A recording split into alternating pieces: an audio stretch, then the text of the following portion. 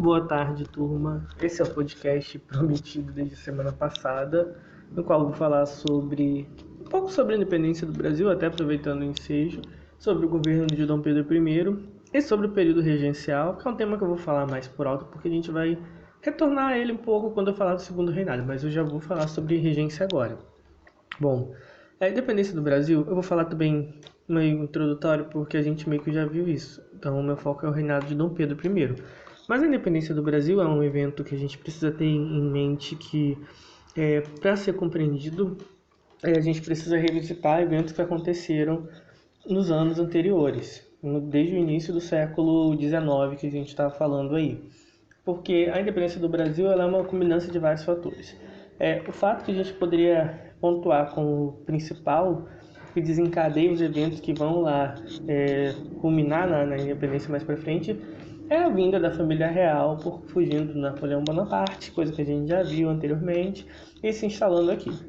A partir do momento que a família real veio para o Brasil, a gente viu isso anteriormente, né? Estou relembrando, mas a partir do momento que a família real veio para o Brasil, o Brasil deixou de ser colônia, se tornou Reino Unido, teve toda aquela coisa da abertura dos portos, o Brasil se tornou o centro do Império Português e ganhou uma importância muito grande, a gente já viu isso.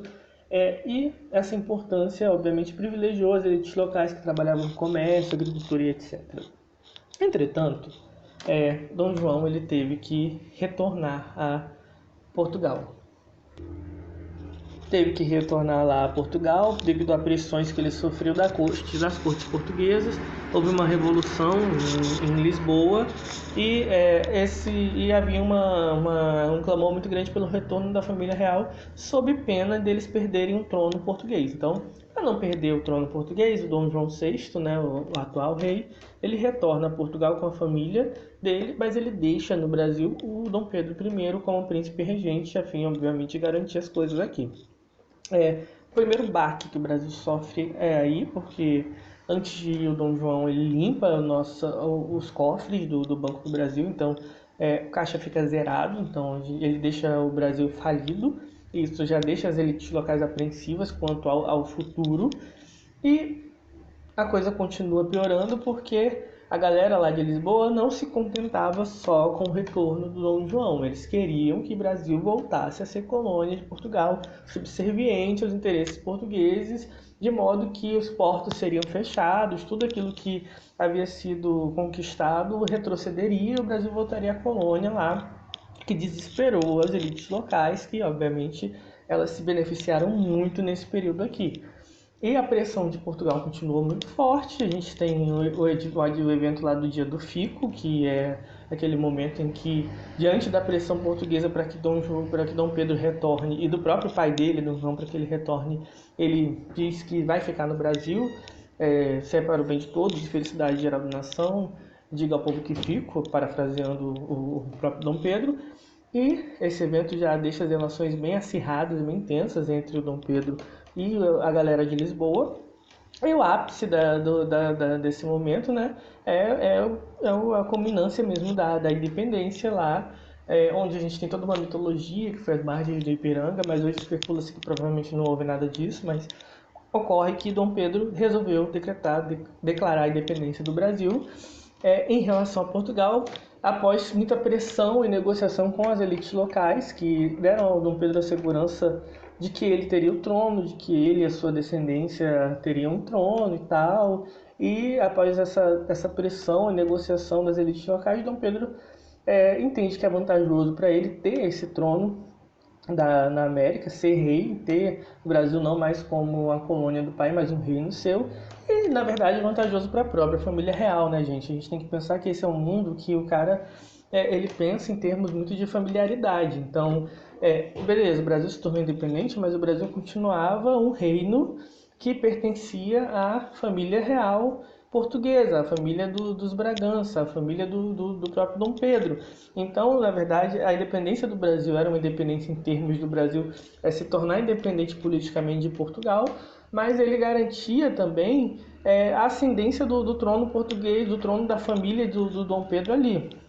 Então, Dom Pedro não está traindo ou rompendo com a família dele, não. Ele está garantindo que aquele trono que está sendo erigido ali seria um trono da família dele na posteridade. Então ele pensa nesses termos de família também, isso é muito importante a gente ter em mente. Não é como uma grande traição, porque o trono continuaria pertencendo à família dele. Então agora a família dele teria o trono português e o trono do Brasil. Claro que isso acirra as relações, claro que isso causa desconforto entre ele e a família e o pai. Os portugueses, obviamente, não vão aceitar a independência tranquilamente. Você vai ter insurreições, você vai ter resistência. Eles vão tentar fazer Dom Pedro voltar atrás. Só que as tropas que o Dom Pedro consegue fidelizar em relação a si próprio, elas vão prevalecer. E vai haver uma certa movimentação até popular em torno da causa. E a independência ela é conquistada, mantida, e, enfim, selada a partir de um acordo costurado pela Inglaterra, pelo qual o Brasil teve que pagar um valor exorbitante a Portugal para que Portugal aceitasse a independência. E, curiosamente falando, esse montante todo foi direto da mão dos portugueses. Não, tem que explicar com mais calma. Os ingleses costuraram um acordo, beleza? Só que o Brasil não tinha dinheiro porque o Dom João tinha rapado tudo. Então, para ter o dinheiro para pagar a indenização, é muito engraçado isso, né? Pagar a indenização pela liberdade. Mas para pagar a indenização, o Brasil, Dom Pedro, pediu um empréstimo lá aos ingleses. Os ingleses, beleza, pega o empréstimo, você paga.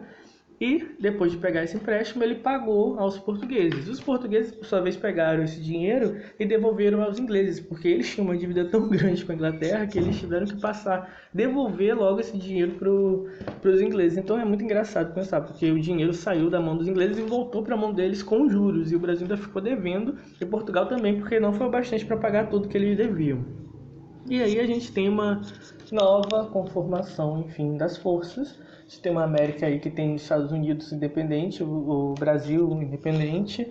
Os Estados Unidos é a primeira nação que reconhece a independência brasileira, obviamente porque tinha interesses econômicos aqui. E a gente entra no novo período. É importante pontuar que a independência do Brasil não foi uma revolução. Não foi uma grande revolução popular. Não houve uma mudança significativa nas estruturas sociais da sociedade. O escravagismo, a escravidão ela é mantida, as hierarquias sociais elas são mantidas, as autoridades elas são mantidas. A gente tem claro que significa algo sim, em termos de política, de economia, porque você passa a ter um império do Brasil, mas em termos de estrutura social não temos mudanças radicais aí. E uma coisa importante também que muda é que o Brasil deixa de ser subserviente aos portugueses diretamente, para ser subserviente diretamente aos ingleses, coisa que já era mais a partir dos portugueses, porque como todo mundo devia para a Inglaterra, agora o Brasil também está endividado até não sei quando com os ingleses, e essa dívida deixa o Brasil muito nas mãos deles, tendo que fazer leis que privilegiam, que beneficiam o capital inglês, a entrada dos produtos ingleses e tal. Então, é uma amizade aí que beneficia muito os ingleses, que vai dar vários privilégios aos ingleses como modo de aplacar essa questão das dívidas que o Reino do Brasil ele acabou contraindo. Sobre o governo de Dom Pedro I, o governo de Dom Pedro I é um governo muito... A figura de Dom Pedro I, gente, é uma figura um tanto controversa, tá? Porque no Brasil ele é meio que absolutista. No primeiro momento, quando ele assume, fala-se em fazer uma constituinte, convocar uma constituinte. O que significa isso? Que você teria uma constituição promulgada, a galera votaria, escolheria as pautas, teria uma votação.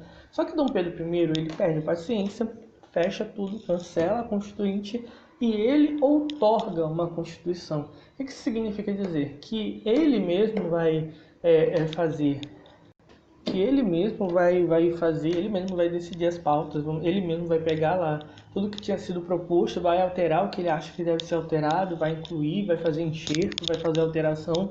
E a grande consequência disso é que você tem uma Constituição muito doble, porque ao mesmo tempo que é uma Constituição que compreende os três poderes, o que é um aceno para o liberalismo, que é um aceno para a questão do liberalismo, para as demandas que os iluministas trouxeram, e seria o poder legislativo, executivo e judiciário. O Dom Pedro ele coloca ali mais um poder que afirma uma tendência bem absolutista dele, que é o poder moderador. Como assim? A divisão tripartite compreende que você teria o legislativo, executivo e judiciário, de modo que esses três poderes eles regulariam um ao outro e haveria equilíbrio. Só que o Dom Pedro ele vai e mete aí um poder moderador. Esse poder moderador era absurdo, porque basicamente ele desequilibrava a coisa toda dos poderes, porque era um quarto poder que podia fazer qualquer coisa. Dom Pedro I ele podia interferir com esse poder moderador no que ele quisesse, mudar o que ele quisesse, vetar o que ele quisesse. Então, em tese, ele instala lá a ideia dos poderes do tripartite, dos poderes, dos três poderes, mas ele anula totalmente a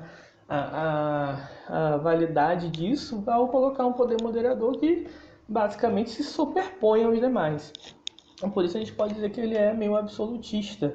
E quando ele vai para Portugal, curiosamente, ele vai ter uma linha totalmente diferente, mais liberal, mais aberta, mais alinhada ao iluminismo, talvez porque lá havia uma demanda maior nesse sentido. E lá ele sabia que ele não podia literalmente meter o louco e bancar o absolutista clássico.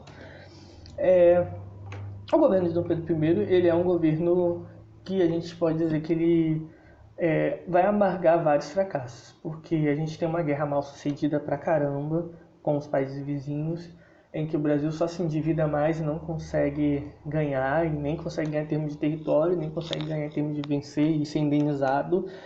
Economicamente, ele não consegue tirar o Brasil, estruturar as finanças do império. Você começa a ter muita insatisfação popular e de camadas das próprias elites. Então, assim, o governo começa a ficar tenso pro Dom Pedro I, por causa de toda essa questão da guerra mal sucedida, por toda essa questão da dívida crescente que eles não conseguem pagar, da economia. E você tem na política muitos atritos, você tem já conflitos entre abolicionistas e escravagistas. Você tem conflitos entre a galera que queria que o poder fosse mais centralizado e outra que queria que o poder fosse mais descentralizado. Então você começa a ter muitos atritos também. Tudo isso vai minando muito o governo do Dom Pedro I até chegar num ponto quase que insustentável. Coincide com isso o momento em que em Portugal começa a haver também uma situação bem delicada para a família do Dom Pedro, que é o irmão do Dom Pedro lá tentando assumir o trono, que por direito era do Dom Pedro e que ficaria para os filhos dele, já que ele estava no Brasil. Esse irmão do Dom Pedro, ele resolve assumir o trono, o Dom Miguel, português, dá um golpe lá, aproveitando que o irmão estava no Brasil. Só que o Dom Pedro, que não era bobo nem nada, não queria perder o trono de Lisboa, ele queria as duas coroas. Então o Dom Pedro parte para Lisboa, vai ter um conflito lá com o irmão, no final das contas ele faz as pazes com o irmão, eles fazem um acordo e a negociata final é que o irmão casa com a filha do Dom Pedro. Sim, o tio casa com a sobrinha, a fim de que o trono ficasse com ele, mas ao mesmo tempo com alguém da prole do Dom Pedro. Sim, é bem absurdo, mas é bem comum nesse período. E aí o Dom Pedro, quando ele vai para Portugal, né, e tem todo esse conflito com o irmão, ele abdica do trono em favor do filho Dom Pedro II, que era uma criança de 8 anos. Então ele não poderia assumir o trono.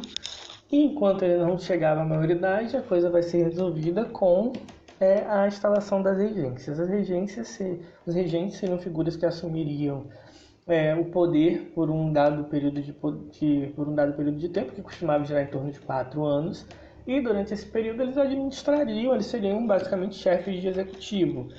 Você teria, durante esse período, eleições que aconteceriam de maneira censitária, não era todo mundo que votava, era o voto indireto e tal, então não é uma democracia. A gente tem algo que alguns comparam com uma república, com uma experiência republicana, e nesse período porém de muito atrito, porque esses regentes eles saem de partidos diferentes. Você tem tretas constantes entre conservadores, entre liberais, entre restauradores, que era a galera que queria o retorno de Dom Pedro, que só sossega quando Dom Pedro vai morrer lá em Portugal, vai morrer de tuberculose. Então aí que essa galera sossega, mas assim, esses atritos todos fazem com que o período da regência seja um período de muita instabilidade, porque é uma disputa constante entre projetos centralizadores, projetos descentralizadores, mais poder para o poder central, menos poder para o poder central, e a coisa vai tomando uma tal conotação que você tem vários movimentos de revoltas regionais, de resistência e tal, como a Guerra dos Farrapos e etc., E a coisa só sossega mesmo quando resolvem adiantar lá a maioridade de Dom Pedro II, é o chamado golpe da maioridade, e ele assume o trono ali, um adolescente em seus 14 anos ainda, e ao assumir o trono as coisas meio que são, enfim, apaziguadas e a gente tem um novo reinado, o início de um novo reinado. Eu vou no próximo podcast falar melhor sobre o governo de Dom Pedro II e revisito também esse tema da regência, mas acho que deu para ficar claro até aqui, acho que deu para sanar as dúvidas. Qualquer outra coisa que vocês quiserem saber, é só questionar, é só perguntar que eu respondo.